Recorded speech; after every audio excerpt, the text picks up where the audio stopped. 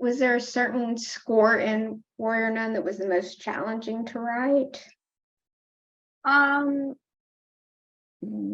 think I did mention this before. It wasn't necessarily challenging to write, but it was taking into account different elements that were added later. So it was that epic fight scene with Mother Superior when she's like going around killing all those guys in the boardroom.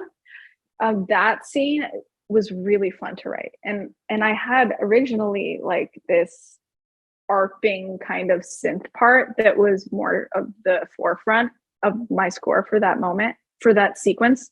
But in the mix, there was a lot of the sound effects, the gore and the blood and the stabbing, a lot of really intense sounds.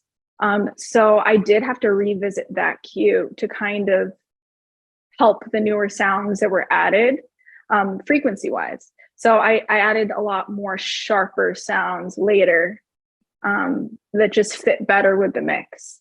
So that did sacrifice me having to get rid of, or at least turn down, that cool like synth thing that I did. And maybe certain elements of the drums I readjusted a little bit to fit the frequency of the added effects.